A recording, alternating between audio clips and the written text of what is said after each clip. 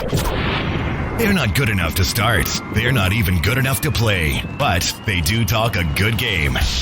So come join Lou and Jose from the sidelines where all the best sports discussions happen anyway. Welcome in to the Benchwarmerz podcast. Welcome into the program, everybody. I am Lou Ruggieri. That is Jose Ortiz. And this is the Benchwarmerz podcast. Wherever, whenever, and however you happen to be accessing our fine program, we appreciate you taking some of the time out of your day to spend it with us. Hopefully, it's been worth your while thus far. We touched on a lot of NFL stuff in the first hour of the show. The big 49ers trade, they moved up to number 3 overall pick, and then the cascade of events after that, the Dolphins, the Eagles. A lot of NFL free agent news. You can go back and listen to that. iHeartRadio podcasting app, YouTube, Facebook, Instagram. We're part of the Amazon podcasting lineup, which apparently a lot of people didn't know existed, but yeah, we're on there too. So anywhere you get podcasts, you can find us. Also, thebenchwarmers.com is coming and is here. So check out that as well to kind of keep up to date with things going on. Coming up in a little bit, very exciting, and I'm chomping at the bit for this, but no pun intended. The breakfast cereal bracket, our Sweet 16. We're going through the matchups. And we're going to whittle it down to the Elite Eight, and that's going to be fun. But first, NBA. There's a lot of NBA trade deadline news. And Jose, I want to we can go through this. And again, same thing, give me your thoughts on it. If anything is exciting, if it's not, I can't tell. It feels like it's a lot of mediocre things that happened. And the biggest, one of the biggest, I'll be fair. I'll be honest. I can't decide which one is the bigger of the two. I think Victor Oladipo being traded to Miami Heat or Rajon Rondo being traded to the Clippers. Those feel like they're not big moves, but they're sneaky important moves. So I'm going to say that Victor Oladipo traded to the Miami Heat is far and away the biggest move of the trade deadline. To me, they basically got it for trading 2022 first round swaps. Rockets are just racking up picks, by the way. I just want to throw that out there. My goodness, this is just like a clinic on just tanking and building assets because wow, they have a lot. But I just look at Victor Oladipo as a guy. I think he's currently averaging around 20 points per game. He turned down a 2-year deal. 2-year, $45 million deal with the Houston Rockets a few weeks ago because obviously he wants a bigger deal. Here's a guy who leaves a last place garbage team, goes to the Miami Heat, a team that's in the mix to make the postseason, and they are the number 8 seed right now, so certainly not in the bag, but someone needs to step up and get better to try and challenge the Nets. I don't know if the Miami Heat have what it takes to challenge the Nets, honestly, but they needed to do something. And I felt like I'm looking at the Eastern Conference and no one's really making any real moves. Yeah. And adding Victor Oladipo, a guy that we've seen perform at a high level in the postseason, I think it's a huge move for the Miami Heat. I think that really, if they have enough time to gel, it really boosts them into maybe that upper top 4 of the Eastern Conference. Because, if you look at it, Philadelphia, Brooklyn, Milwaukee, right now the New York Knicks are the 4th best team in the Eastern Conference. So, and no offense to the Knicks, they've been holding serve. They've been doing they've been taking care of business. So I don't want to take anything away from the Knicks, but you have to think that adding Victor Oladipo, a guy who's motivated to get paid this offseason, like a star, I think it's a great move for them, and they really didn't give up a lot. The other, you mentioned Rajon Rondo. That's one move that I'm not as big on as I've been looking at it. I know that they're waiting for playoff Rondo and all that other stuff, and perhaps they'll get him, but he hasn't really been great this season, and they gave up Lou Williams, who's basically their 3rd best player. I'm not really sure this is an upgrade for the Clippers. I think it's a great move by the Hawks, who even if they make the playoffs, they aren't going anywhere. So you may as well get some draft picks, maybe turned into a starter down the road.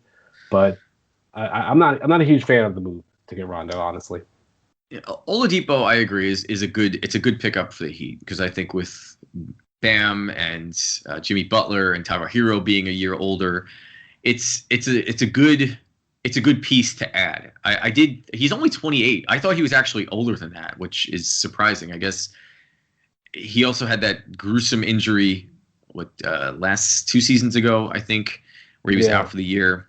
So I don't know. It's that team does have a little bit of fragility, it seems like. I don't know, or there's like a little bit of a finals hangover from last season, maybe. And it's a good move. It is. I don't think it's a great move, but I think it's a strong move.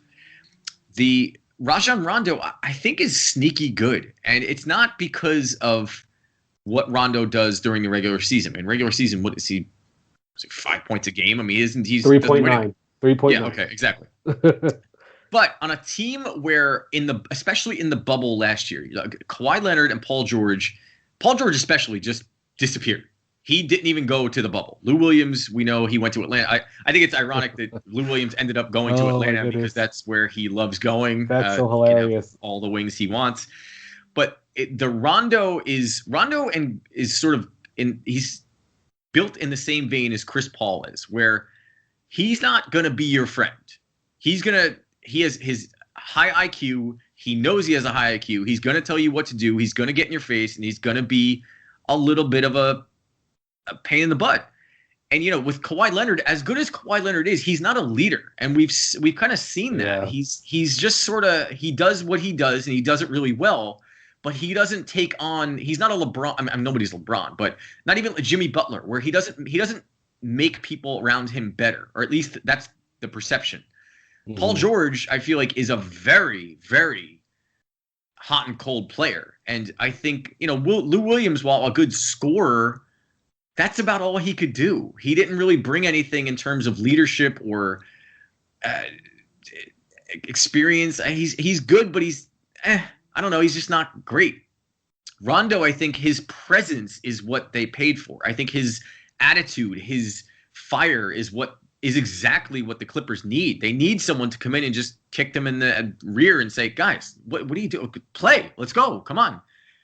So while Rondo in stats might not be a great pickup, I think in personality and what he brings in terms of intangibles is almost priceless to a team like the Clippers. Yeah, and that's it's obviously about the intangibles. I worry about when you get a player only for their intangibles, right? That's the one thing I would worry about. I just don't know if he brings enough tangibles to the table to really make up for what they're losing in Lou Williams as far as a bench scorer.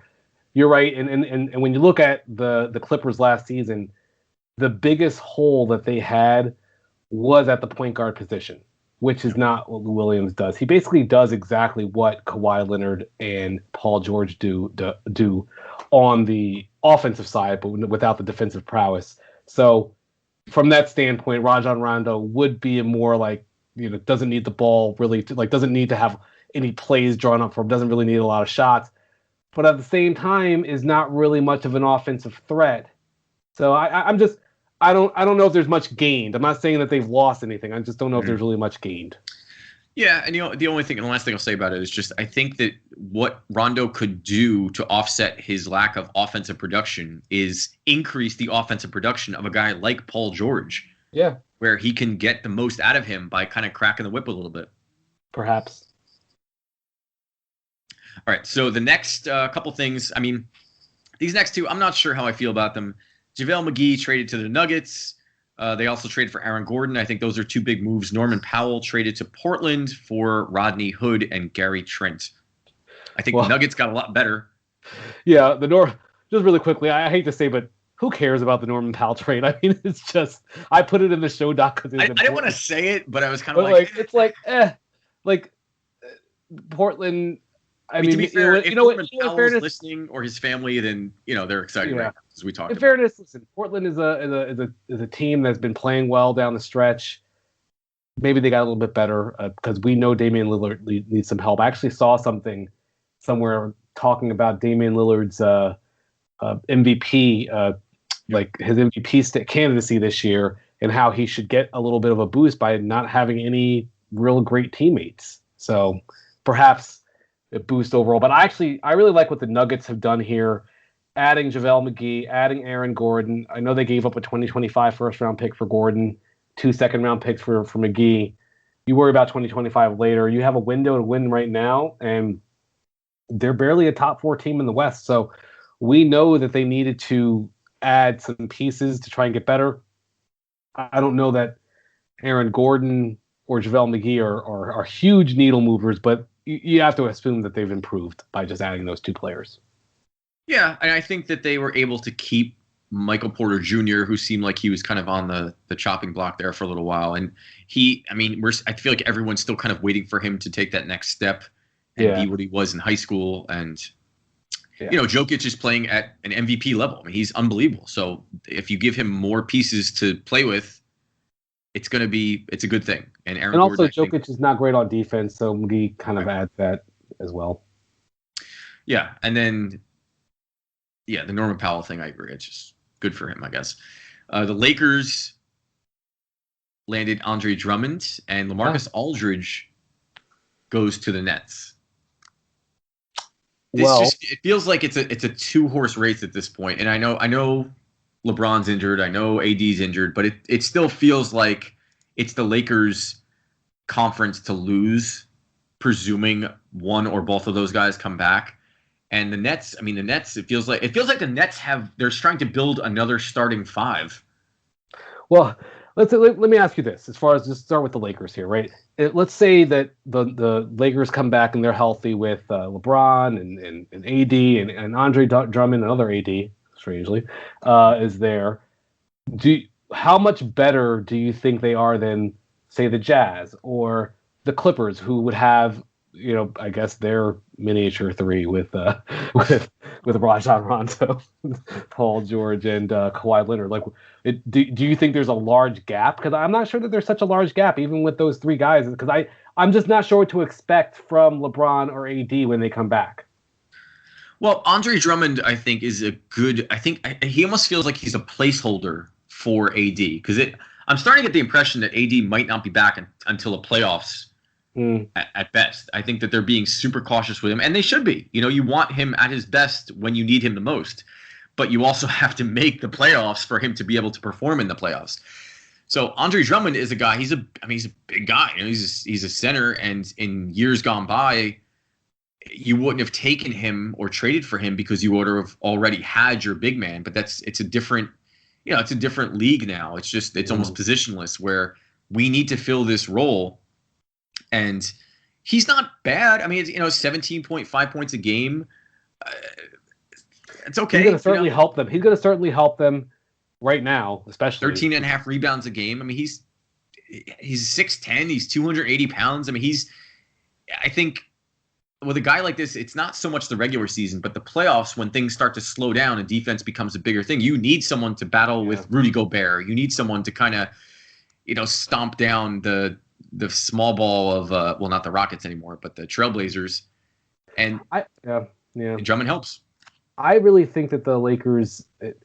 I agree that they're really being cautious with Anthony Davis. They really need to, and they probably do need to. But they're gonna need a month, right? They're gonna need a month with the team playing together. You don't want to have game 1 of the first round of the playoffs be the first time that everyone's back together, right? Like, so I'm gonna have to take a wait and see on where I rank the Lakers right now, because honestly, I think that the best team in the Western Conference right now is the Utah Jazz. And I know that they haven't proven it in the playoffs, and they'll have their chance to do so, but they're younger, they're healthier, and I don't know. I'm just starting to look at the Jazz. It's like, maybe they are better than, maybe they can make a run this postseason. As far as the Nets, yeah, that's true. The Nets are just, it's basically, the Eastern Conference is theirs to lose. LaMarcus Aldridge joining them is just, you're just adding depth to a team that was already great. They also added Blake Griffin, DeAndre Jordan's on the team. They're just getting deeper and deeper. I've actually seen a couple people have a problem with the Nets adding LaMarcus Aldridge, and I'm just like, I'm not sure what the problem is. Like, too much talent. Like, what are the Nets supposed to do? Aren't they supposed to try and get better? Like, what are they supposed to do? Oh, we're too good. We're gonna let the rest of the guys get these players. Like, come on. Like, stop being stupid. Do you know how old LaMarcus Aldridge is? He's probably, I want to say he's been in the league for about 13 years, so he's probably about 34. 35. Well done. Yeah, it feels like he's been around forever. Yeah. He's not bad. He's 13.7 points a game, 4.5 rebounds a game. He's a good role player, and again, with that lineup, it's just crazy to think that you can mix and match those guys, assuming everyone's healthy. I mean, think of it. You could have Blake Griffin, Kevin Durant, and Kyrie Irving on the same floor, or you could have James Harden, LaMarcus Aldridge, and I don't know. Take your pick of who else. It's just there's so many variations on a starting five you can have that it's crazy to think that this team isn't gonna make a deep run in the playoffs. Well, anything less than reaching the finals is going to be a disappointment right now for them. Yeah. They've set it up, assuming that everyone's healthy, which is a big assumption, being that Kevin Durant hasn't really been fully healthy this whole season. Well, he's been when he's been on the floor, he's been healthy, but he's been off and on. So, but assuming everyone's healthy, they should absolutely make the finals. Yeah, it's going to feel a lot like the Clippers from last year. It feels a lot like that. The hype is there, so it's okay. Let's do it. Did you have a highlight and a low light this week? Yeah, my highlight of the week is actually sticking with the Nets. James Harden had a comment earlier, late last week, where someone asked him if he belongs in the MVP race, and he's responded, "I am the MVP." And I at first I was like, whatever. And then I started looking at the numbers, and I was like, you know what? He played 8 games for Houston. He played 31 for the Nets, right? So we got to get over the Houston rod. Like the 8 games for Houston, it's like, whatever, who cares? Yeah. That's 2 weeks of basketball, basically. Since then, he's averaged 26 points per game, 11.4 assists, and 9 rebounds. Those are MVP numbers. And when you consider that Kevin Durant and Kyrie Irving have been dealing with injuries throughout the season, James Harden's been the best player on this team, basically, since he's gotten there. So I think James Harden certainly deserves some props as being in the MVP discussion, even if you don't want to necessarily give it to him because he rubs you the wrong way. So he's my highlight of the week. Okay. And my low light of the week, just to quickly throw it in, it's just the Boston Celtics. This season has been such a disappointment, but it's not just about the season. They did nothing during the deadline at all to improve the trade deadline, at all to improve their team. They're barely a playoff team at this point. Yeah. I'm not sure what moves were out there to be made. Danny Ainge probably has forgotten more about basketball than I will ever know. So I'll have to trust him somewhat, but it just feels like in a year where a lot of people were picking the Celtics to win the championship or to reach the NBA Finals, including you and I. Yep. They just are not like. I would just think they're going to make a move to try and get better. Go after Andre Drummond. Go after LaMarcus Aldridge. Like, why is everyone else getting better than you? Yeah, it's unfortunate because that was my first thought. Was like, damn it! This is the year I picked the Celtics to make the finals, and I did not think that they were going to take this much of a regression. But I mean, I guess there's still a chance. They're still in the hunt, so yeah, it's not over yet, but it's not looking good. My highlight of the week is a former teammate of your highlight of the week, Russell Westbrook. He logged the first 30, 10, 20 triple-double since Magic Johnson did it. Wow. And he had 35 points, 14 rebounds, 21 assists. And yeah, he's a stat monster. I mean, that's all you can say. They did win the game over the Pacers.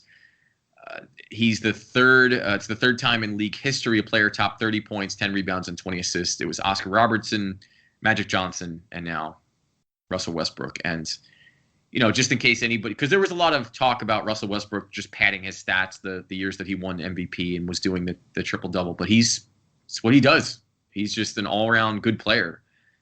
Just hasn't won much. Yeah, and I think there's only about one other player in the NBA that could even come close to that type of stat line, and that's Luka Doncic. I don't think there's another player in the NBA that could match that stat line. Or would even have a chance. I would think LeBron maybe, but that's very high end on the assists for LeBron. Luka's really the only guy I could see having a chance to match that. Yeah, it's a shame. Some players are really, really good players, but just don't find themselves in situations, and maybe it's to their own fault, but they don't find themselves into situations where they can win championships. It just didn't happen for them. Yeah. I wonder what a guy like Westbrook would do on a team like the Trailblazers. Like, I wonder if him and Damian Lillard could work. I wonder if they could operate together, because they both kind of had that killer instinct, but they have such different games that I wonder if they could complement each other. But the Bucks need to trade for him. The Bucks. That's what need to trade for him. That'd be a good spot, sure. My low light is sort of my low light of the week is it all revolves around Kyle Lowry and the fact that no one was able to get him and pry him away from the Raptors, which is, it's understandable. I guess the Raptors didn't want to give him up, but also this rhetoric that I keep hearing that Kyle Lowry is the best Raptor ever. I don't know if Raptor fans have watched basketball or any sort of historical context, but you could just, first and foremost, you could argue that Kawhi Leonard was the best Raptor ever because he won your first championship. But doesn't nobody remember a guy named Vince Carter, I think, comes to mind, who was, he didn't win, but as far as being a basketball player, you could argue he's one of the best ever, not just the best Raptors ever. So that just, it rubbed me the wrong way this week. I mean, it's an interesting point. I would agree with you that I probably would pick Vince Carter, especially if we're just saying for 1 year. Like, I don't think Kawhi Leonard could be in the discussion, right? Because he only played for the Raptors. Huh? Chris Bosh, even? I mean... Chris Bosh. I don't know. I would... He wasn't there that long, but I'd have to really think about it. I actually have heard people say that, and I never thought too much about it. I'm looking at some of Vince Carter's numbers when he was on Toronto right now. They're insane. Like, he was just a great player. Well, Kyle Lowry, he's been there. I mean, he's been there for quite some time. Yeah. He has kind of led the renaissance of, well, not renaissance, but just basically bringing the Toronto Raptors from being irrelevant to being a perennial playoff team.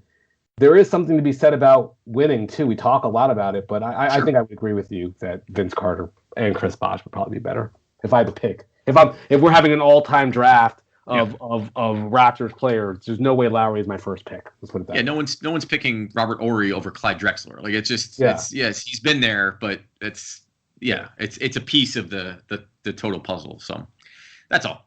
All right, that's it for NBA. We're gonna switch over to, well, not really to basketball, but our version of collegiate NCAA tournament news, because we don't really follow college basketball and we assume no one we know really is that far into it. Everybody fills out a bracket, whatever, it's fun, but we decided to take it and do something a little different. We did a breakfast cereal bracket. We went through the first, we went 32 teams, so to speak. Jose and myself went through them last week, but this week we had a Sweet 16 matchup, and we enlisted your votes, and which was very helpful. So we're going to go through the winners and losers of the Sweet 16, and we're going to preview the great. I always say Great 8. I don't know. It flows better. I know Elite 8 is alliterative, but Great 8 always comes to mind first. I might just stick with it. Either one of those, I'm just going to stop apologizing and just whichever one comes out is the one that comes out. So it's the same thing. You get it. So yeah, I'm excited for that. So we're going to take a break and we're going to come right back. So stick around. This is the Benchwarmerz podcast. If you think or know you had COVID-19, you can be around others after 10 days since symptoms first appeared, and after 24 hours with no fever without fever-reducing medication, and after other symptoms have improved. If you have tested positive for COVID-19 and you had no symptoms, you can be around others 10 days after you got tested for COVID-19. To learn more, visit cdc.gov/coronavirus. And now back to the Benchwarmers podcast with Lou and Jose.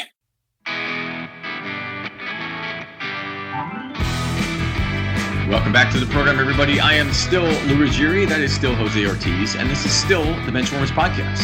Hopefully you're following along on Amazon Podcasts, iHeartRadio. We're on YouTube, Facebook, Instagram, at the Benchwarmers podcast, at the BW Pod on Twitter. Benchwarmers.com is live, so come check it out. You can see a visual interpretation of what we're about to do. That's exciting. Big show thus far. A lot of NFL trade news. The NFL announced the 17-game schedule. Free agency is still alive and well. We went over a little bit of the NBA earlier this hour, and now I've been looking forward to this all week.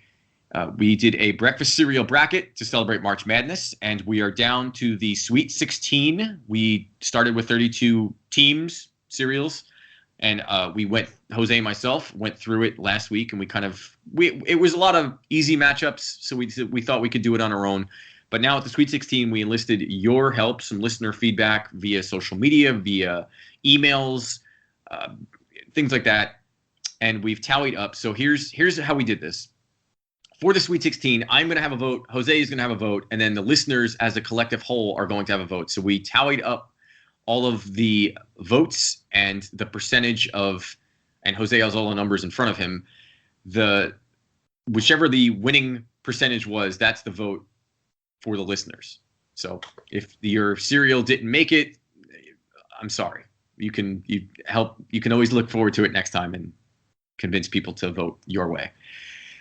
So yeah, without further ado, Jose, let's get into this. We are in the Sweet 16, so you and I have not discussed our votes. So. No, we haven't. And I just want to just quickly, I think you may have said that already. I just want to quickly thank everyone for chiming in on all the votes. We had 8 matchups out there on Facebook and Twitter, and there was a lot of feedback, and it's really, really appreciated.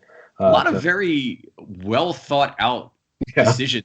I was very pleasantly surprised about how much thought some people put into it and how descriptive. People take their cereals very seriously. Yeah, absolutely, as they should. It's a big part of life. All righty. Well, without further ado, let's get right into it. All right. So our first matchup on the Sweet 16 is Rice Krispies versus Reese's Puffs.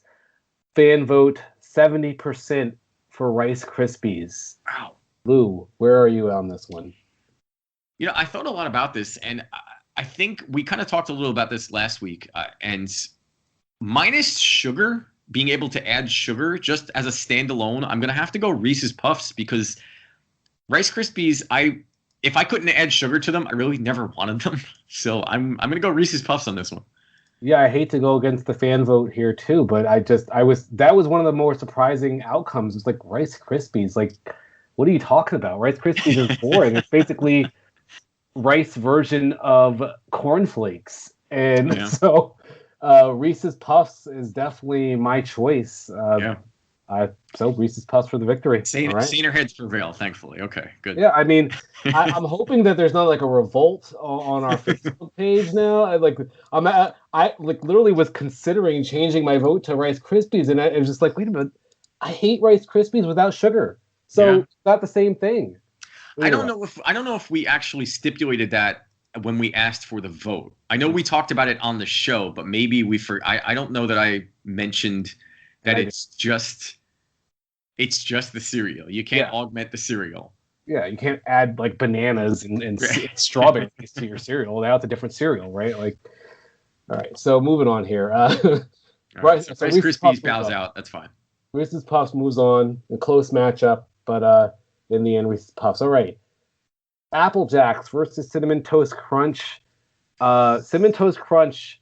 With this, I was a little surprised by this. Not that Cinnamon Toast Crunch won, but it was 100% vote for Cinnamon Toast Crunch. I mean, let's be fair. Apple Cinnamon Cheerios, mate. It's a little bit of a Cinderella story. I mean, usually those go on a little longer. Not Apple Cinnamon Cheerios. Apple Jacks. I'm sorry. Yeah. Wrong matchup. Yeah. I agree. I think it's Cinnamon Toast. I think that it's just Cinnamon Toast Crunch is a powerhouse. Yeah. It's just tough. Apple Jacks is good, but it's not great. Someone brought up, I don't know if it was for Apple Jacks. I think it was for Fruit Loops, but they brought up kind of the waxy coating on some of the cereals, and I was like, that's a good point. And Cinnamon Toast Crunch is easily. I mean, this is an easy match. And I not to project ahead, I'm looking at the bracket. I'm like, who is beating Cinnamon Toast Crunch? Like, who are we gonna be like? Oh yeah, that Cinnamon Toast Crunch loses there. Like, I can't imagine. And we'll see how it goes. But upsets happen. Yeah. All right. Well, speaking of the waxy, it's Fruit Loops versus Trix, and one of our closer matchups. Trix 63% of the vote. the listener vote is 63 is for Trix. Yeah. This one, I mean, this is about as even a matchup as I thought you could get. I mean, it's bright colors, it's fruit flavors, and it's crunchy. You know, it's everything all over the place. I tipped my hand towards Trix on this one. Mm-hmm. And I think it's because of like I said before, I think it was Fruit Loops actually that somebody mentioned, the kind of the waxy texture-ish of the Fruit Loops. And I was like, you know what? I've never been able to properly characterize that sentiment, but you nailed it. And so that kind of is what put it over the top. So Trix for me. So my vote was Fruit Loops. Whenever I'm, if I have to choose between Fruit Loops or Trix in the supermarket, that's why I'm trying to decide. Like, I'm having both. I have $5 in my hand. Which one am I picking? I usually would pick Fruit Loops, but I'm not upset about this loss here. Trix goes on to the Elite. It can go either way. Yeah, Trix for the Elite Eight. That's not bad. This is actually this side of the bracket's looking really strong right here. Okay, it's a lot of chalk. Yeah. All right. Well, this next one was interesting. Cookie Crisp versus Cocoa Pebbles. Not nearly as close as I would have thought. 90% of the vote for Cookie Crisp. Wow. I mean, tack on another one because I vote for Cookie Crisp too. Cocoa Pebbles is good, but that's a bad matchup. That's a bad matchup right there. Well, if Cocoa Pebbles had gotten either one of the other matchups, Trix or Fruit Loops in the last matchup, they might have had a chance. But Cookie Crisp is just a force. Yeah, Cookie Crisp, maybe that's the one that can challenge Cinnamon Toast Crunch. But Cookie Crisp, to me, what sets it apart from something like I could literally eat cookie. In fact, when we lived together in college, I think I did eat Cookie Crisp as a snack. You could just open a box and just eat it. You don't need cereal. You don't need milk. Oh, if you add milk, it's even better. Yep. My biggest issue with Cocoa Pebbles has always been that it's soggy within 1 minute. Yep. And I just don't eat that fast. So, all right. So one half of our Elite Eight is set. We're going to go ahead and move on to the other half. Apple Cinnamon Cheerios. Actually, no, we're going to save that one for last since it was a 50-50 vote here. All right. Lucky Charms versus Kellogg's Frosty Mini Wheats in a surprisingly close matchup. I thought this was going to be such a blowout. This should be a landslide, yeah.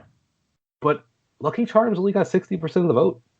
Wow, listener vote. Okay, so but the listeners went that vote went to Lucky Charms. Okay, yeah. I mean that's easy for me. Lucky Charms. It's not even close. That's a trifecta.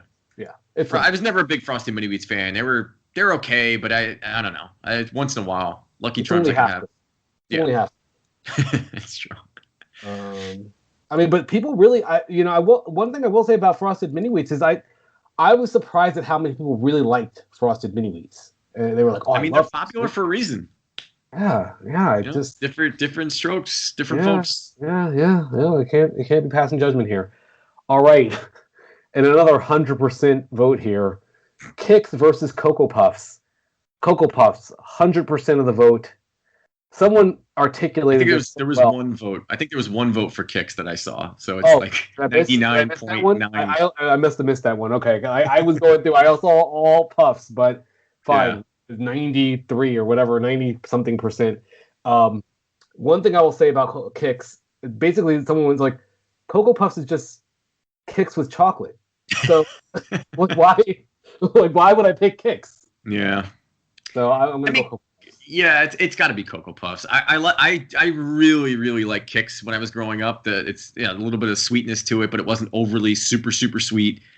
But I mean, Cocoa Puffs, that's not even a matchup in my head. It's just a bad draw for Kix. I feel like if Kix had drawn like Honey Nut Cheerios or Frosted Mini Wheats or Raisin Bran, it's something like that it would have had more of a chance. But going against like a Blue Blood sugar cereal, it's going to be tough. Yeah, Cocoa Puffs is like Gonzaga. It's just they're always in it. It's Kix is not quite sweet, but not quite healthy either. It's kid tested, mother approved, as they say. So, it's kind of in that middle ground. I wondered if maybe the berry Kix. Have you ever had the berry version of Kix? I have. And when we were putting this together, the berry Kix made our initial list, but didn't make the top 32. If we had gotten to 64, which I don't even know how we would fit all of it on a page. But if we had somehow gotten to 64, Berry Kicks would have been in there. Yeah. All right. 2 more matchups left. Raisin Bran versus Honey Nut Cheerios. By my count, Honey Nut Cheerios had 90% of the fan vote. Wow. Yeah, I mean, Raisin Bran is good. I mean, they don't.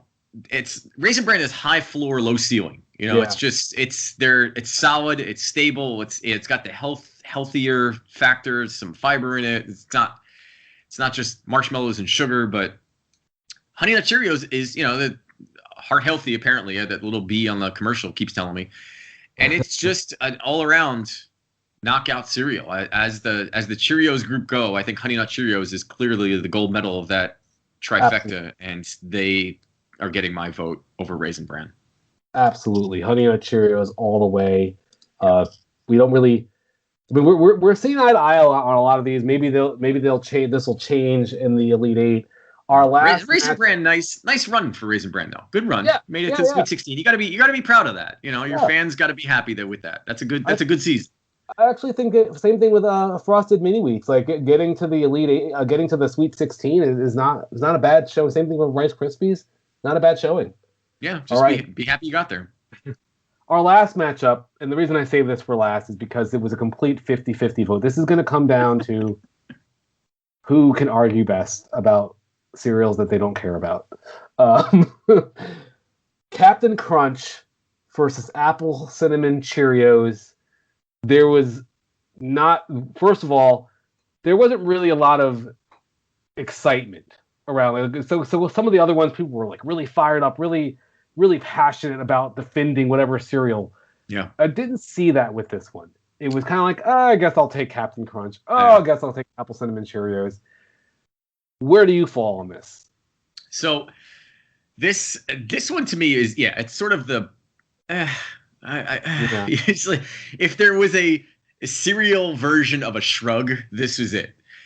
And this is how I decided my vote. So I will say right off the bat, if this was Captain Crunch Berries, it's a blowout in my mind because I was obsessed with Crunch Berries when I was growing up. However, the regular Captain Crunch, less exciting. It's kind of all just that yellow little bricks of whatever. But so it was kind of just, all right, I guess we have this, fine. If my mom would buy them if they were out of Crunch Berries, she would get the regular Captain Crunch. She'd kind of sulk and go, well, all right.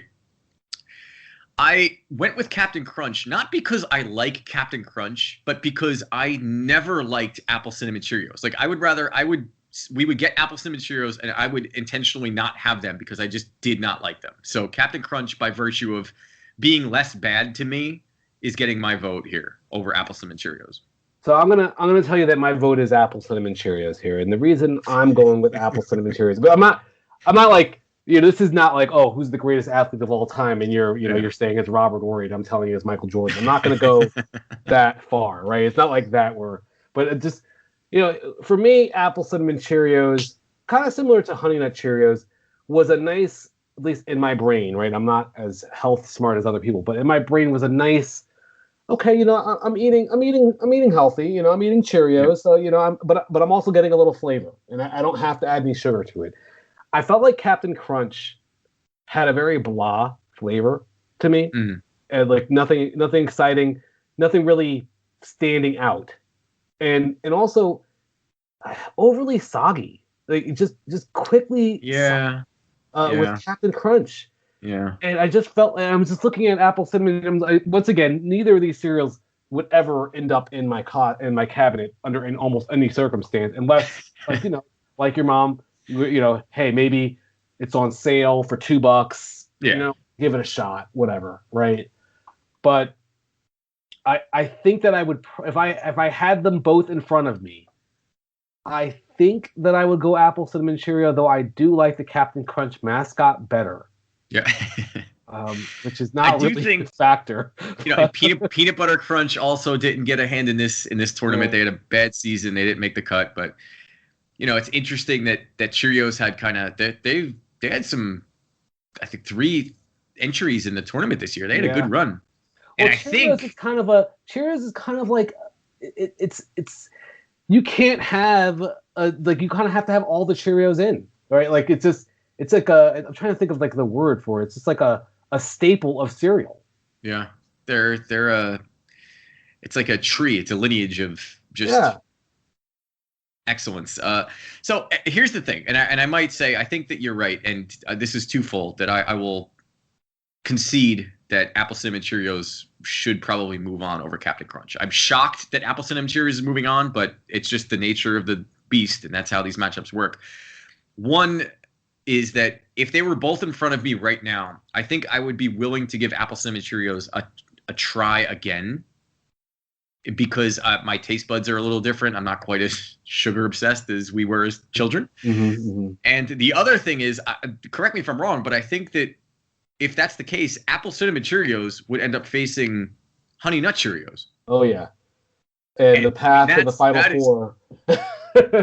What are the odds? I mean, that's just for that matchup alone. I think it has to be Apple Cinnamon Cheerios over Captain Crunch. All right, so Apple Cinnamon Cheerios moves on to the Elite Eight, and I'm gonna go ahead and read our matchups here. And I think we've got some solid Elite Eight matchups here. Yeah. In the Northwest region, Reese's Puffs on the road against Cinnamon Toast Crunch. It's going to be a tough one. In the Southwest region, Trix against Cookie Crisp at a neutral site, because I don't know who would be the favorite here. I think Cookie Crisp is the favorite there, I think. Okay. All right, fine. On the road at Cookie Crisp. Apple Cinnamon Cheerios playing Cinderella, trying to dethrone the big brother Honey Nut Cheerios for once in the Northeast region, and then in the Southeast region, we have Cocoa Puffs against Lucky Charms, which is, whoa.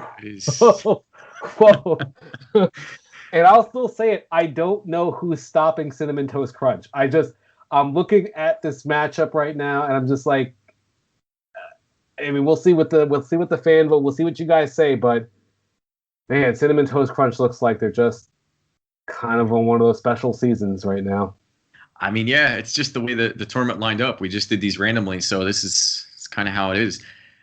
I'm excited. It's going to be fun. We're going to do the same thing we did this past week. I assume we'll keep it the same. We'll just do whichever the collective fan vote is. We don't necessarily need to give everybody kind of individual votes. We'll just do it as this way. We don't have any ties for the most part. So yeah, I think that's the best way to do it. So we'll keep going that way. And so you can stick around and watch and help us. So the Elite Eight, or Great Eight, as I like to call it, that's going to be, we'll post those during the week. And these are going to be some I feel like there's going to be some heated debates about these, because these matchups are getting tighter and tighter, and these are less and less of slam dunks. I wouldn't be surprised if we saw Apple Cinnamon Cheerios get the upset. Or like, I'm looking at some of these matchups. Maybe somebody will decide that Apple Cinnamon Cheerios is better than Honey Nut Cheerios. We might have some surprises in store for you. I would not miss next week's show. Yeah, it's going to be good. And we'll keep that at benchwarmers.com. We'll kind of keep you updated on that as well. We'll post that there along with Facebook and everywhere else we are. You can follow us if you want to go listen to the last round, iHeartRadio podcasting app, Amazon Podcasts, or wherever you get your podcasts. Feel free to chime in on Facebook, the Benchwarmers Podcast, or at the BW Pod on Twitter. You can even email us your votes if you're shy, the Benchwarmers Podcast at yahoo.com, Benchwarmers with a Z. So looking forward to that next week. I can't wait. So that's going to do it. So for Jose Ortiz, I'm Lou Ruggieri, and we'll see you next time. Bye-bye.